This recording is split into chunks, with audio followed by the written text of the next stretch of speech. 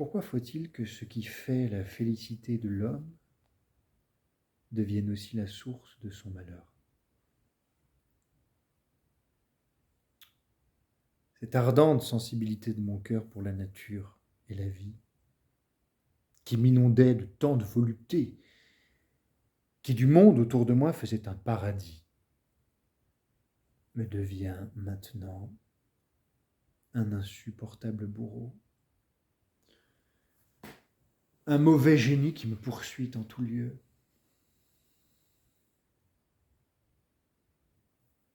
Lorsqu'autrefois du haut du rocher, je contemplais la fertile vallée, jusqu'à la chaîne de ces collines, que je voyais tout germer et sourdre autour de moi, que je regardais ces monts couverts de grands arbres touffus depuis leurs pieds jusqu'à leurs cimes, ces vallées ombragées dans leurs creux multiples, de petits bosquets riants, et comme la tranquille rivière coulait entre les roseaux susurrants et réfléchissait les chers nuages que le doux vent du soir promenait sur le ciel en les balançant, qu'alors j'entendais les oiseaux animer autour de moi la forêt, et que je voyais des millions d'essaims de moucherons danser gaiement dans le dernier rayon rouge du soleil, dont le regard, dans un dernier tressaillement, délivrait et faisait sortir de l'herbe le scarabée bourdonnant, et que le bruissement et le va-et-vient autour de moi rappelaient mon attention au sol, et que la mousse qui arrache à mon dur rocher sa nourriture, et le genêt qui croît le long de l'aride colline de sable m'indiquaient cette vie intérieure, ardente et sacrée, qui anime la nature. Comme je faisais entrer tout ça dans mon cœur, je me sentais comme déifié par cette abondance débordante, et les majestueuses formes du monde infini vivaient et se mouvaient dans mon âme. Je me voyais environné d'énormes montagnes. Des précipices étaient devant moi, et des rivières d'orage s'y plongeaient. Des fleuves coulaient sous mes pieds, les forêts et les monts résonnaient, et toutes les forces impénétrables qui créent, je les voyais dans les profondeurs de la terre, agir et réagir, et je voyais fourmiller sur terre, sous le ciel, les innombrables races des êtres vivants.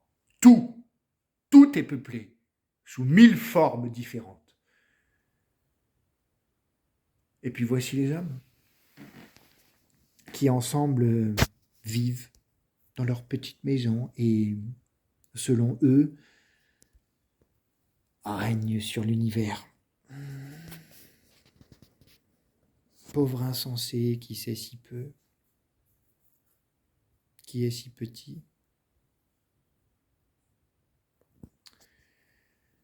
Je n'ai plus le souvenir de ces heures pour me soulager.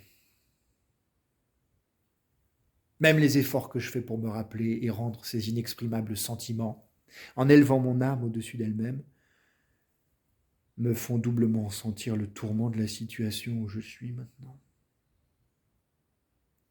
Devant mon âme s'est élevé comme un rideau, et le spectacle de la vie infinie s'est métamorphosé devant moi en l'abîme du tombeau éternellement ouvert.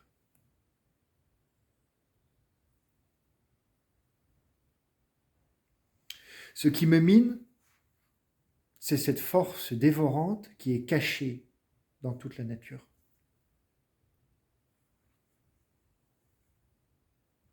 Ciel, terre, forces actives qui m'environnent, je ne vois rien dans tout cela qu'un monstre toujours dévorant et toujours ruminant.